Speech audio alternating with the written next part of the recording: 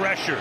2’s steps up. He's going to run for the first down and takes a shot to first. Hello, ladies and gentlemen. Welcome back to another episode of Shooting for the Stars podcast with your one and only host, Cameron Williams. And today I'm bringing a recap of last night's Thursday night game to kick off week 2 between the Buffalo Bills and the Miami Dolphins. Yes, it wasn't the Thursday night game that we were expecting. Of course, it was an absolute blowout. You know, the Buffalo Bills now extend their current win-loss record to 12-1 in their last 13 meetings against the Miami Dolphins. Like I always say, this is supposed to be a rivalry. These are two teams that are in the same division. You know, they play each other 2 times a year. And like I always say, same division, same conference tonight.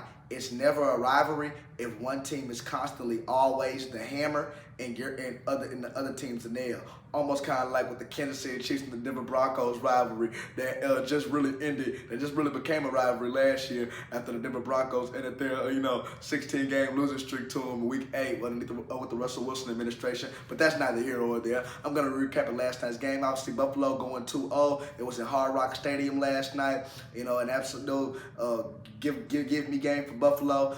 Buffalo started off. I love Sean. First of all, I want to give credit to Sean McDermott, first head coach for the Buffalo Bills, because we all know the narrative, and even including guys like myself, we've been writing off Buffalo, saying that, because it almost kind of reminds me like Patrick Mahomes. Remember when Patrick Mahomes lost, Tyreek Hill? We were all wondering, okay, now he has no weapons. They're probably not going to be as good. They're probably going to be just your regular average Joe Blow offense. They're not going to be good. What the Chiefs do, 2 years with just having Patrick Mahomes and Travis Kelce, they won back-to-back Super Bowls.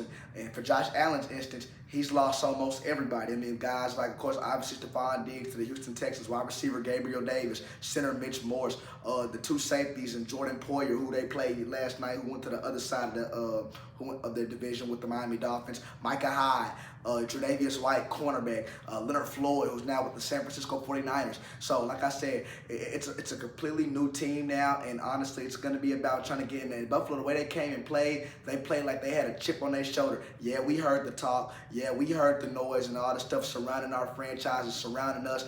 Josh Allen, people saying he's not the guy. Well, Josh Allen, like I said, he didn't blow up the stat sheet, obviously. He didn't blow up the stat sheet. He went to being a guy who only had a go-to target. Now, anybody's a target now. Josh Allen completed 13 out of 19 of his passes, threw about 125 passing yards. Had one touchdown pass, and for the most part, was pretty sharp. The James Cook, he was pretty sharp. And James Cook, man, he was the takeaway of this game. That kid's gonna be. It's insane that's going around now called Let James Cook. Get it? Because James and then Cook. Let James Cook. Seriously, this kid is absolutely phenomenal.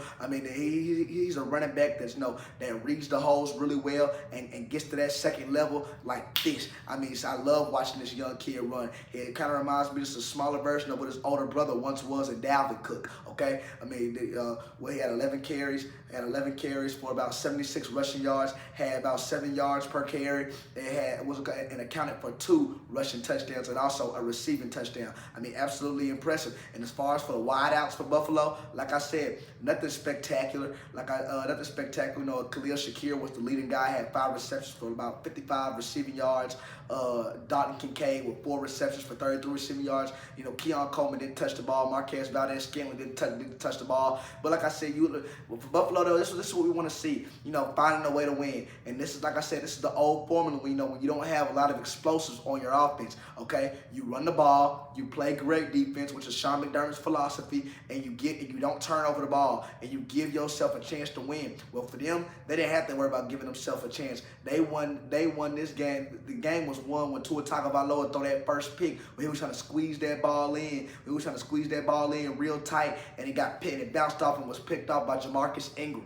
He had 2 picks. And Buffalo, I want to get into the defense that Buffalo presented last night. Like I said, this is going to be very scary. And like I said, we could be looking at a new identity for Buffalo, because Buffalo's identity in the past, you had a gunslinger. You had one of the best wide receivers in the NFL throw to. Gabriel Davis was a solid secondary option, a guy who can give you 750 to 800 receiving yards a year.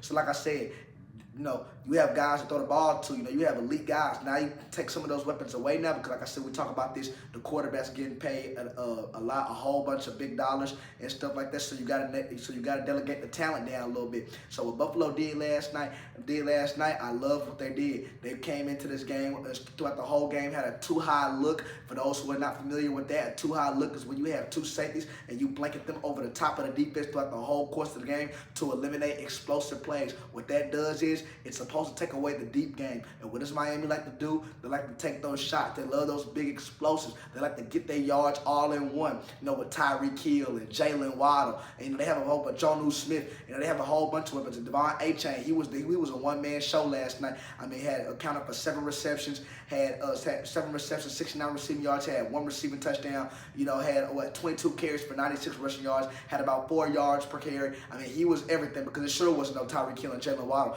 Buffalo, they took them and eliminated them from the game.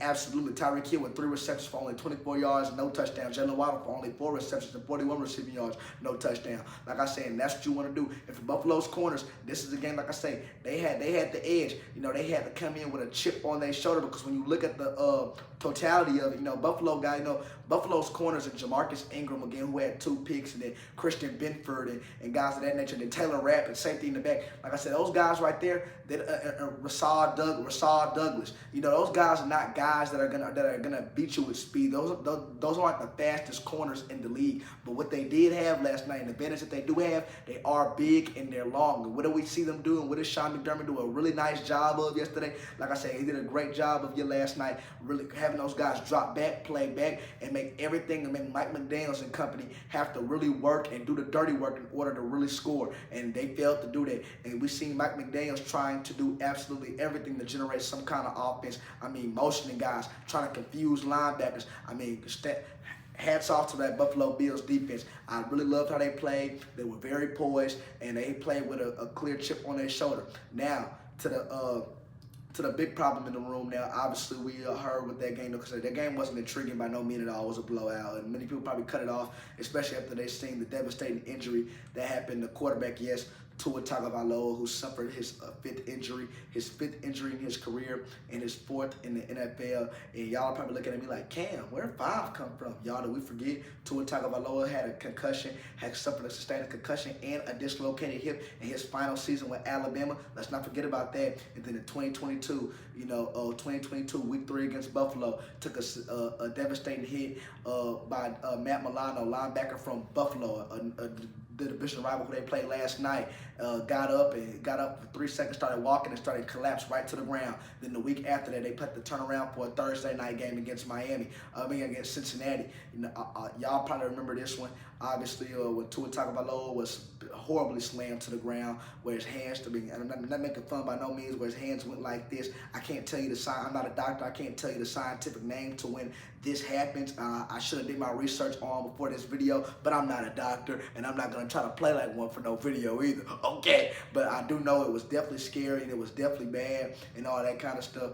And then, of course, and then he ended up playing later again in the 2022 season, week 16, and sustained another one against Green Bay. He ended up playing, finishing that game out, set the 3 drives after that out. He was slammed again, and then, of course, tonight marks the 5th one. And honestly, for Tua Tagovailoa, we're hearing the comments that are going out, should he retire, do what's best for your family. We're hearing guys like head coach Antonio Pierce for the Las Vegas Raiders say stuff like this. Honestly, I'll just tell him to retire. It's not worth it. It's not worth it. Play the game. I haven't witnessed anything like I've seen that's happened to him 3 times. Scary. You can see right. No doubt about it, and absolutely, like I said, family definitely is first. Be the quarterback for your family. Make no mistake about it. Be the quarterback for your family. This is a tough game that we play, and anytime that we see a player go down like that, like I said, I hate to see that for anybody. Man, we automatically, and then the person who hit it to was Damar Hamlin. Unfortunately, we all know the kind of injury, well, not really injury. He lost his life for a couple seconds on the football field, actually. So, this game is nothing to be taken serious, like I said. And one thing, like I said, and I want to get this out to Tua Tagovailoa, that, you're only going to play this game for a few years in your life, probably not even half your life. You have a lot more to offer this world, and of course your family and loved ones that care about you. You have a lot more to offer to them than just football. You know, you're way more than a football player. And if I was Tua Tagovailoa, I definitely would retire. But I understand for him, for somebody that loves this game, and you heard him say many times that how much this game means to him and how it put him and his family in a position to where they are now to live the lavish and see the lavish things in life. But like I said, this game that we play, whether it's in the NBA or the NFL, it is very tough, and it's like you're really dividing two worlds. You're dividing your family and you're dividing time into a game that you love, because every day you wake up as players and stuff, you have to compartmentalize, you know, with, okay, I'm gonna sacrifice time with my kids or with my wife and go out here on the field and get better, to work with my teammates and stuff like that. And you do it for however, if Tom Brady case, he did it for 24 years, you know, some guys do it 15, 18 years, and, you know, it catches up with you. At some point, we gotta realize, you know, when it's time, you know, and when I say when it's time, that doesn't mean just with injuries. You know, time can mean, you know, with, you know, for Tua Tagovailoa's case, you know, with head injuries, you know, concussions is nothing to play with at all. You know, that's your brain. And one thing that can come, you heard that too many times, you get with something that's called CTE, and you don't ever want that, especially for a guy like Tua Tagovailoa, who's so young and who hasn't even eclipsed 30 yet. You know, it was definitely sad to see, definitely the worst part of the game. And I send my condolences, and my heart goes out to him and his family, and I'm supporting whatever decision that he so forth chooses, if he does or does not continue to go forward with the game of football. And I'm gonna leave it at that for tonight's recap. And y'all guys know we got week 2. We got great games this week, like the Cowboys and the Saints, the Steelers and the Broncos. We call it the Bears and Texans for Sunday night, the Jets and the Titans. Like I said, we have some good games this week, and I'm going to be giving my predictions, and also be giving a little bit of, I know y'all kind of on my behind about some of my predictions last week. Some teams embarrassed the absolutely you know what out of me last week. But, you know, first week, don't want to take too much. You know, we're just getting underneath, we're just getting the groove and swing going for the new league year, and it's going to be a long season. Y'all stay with me, and I will see y'all in the next video. And on Shooting for the Stars podcast with y'all's one and only host, Cameron Williams.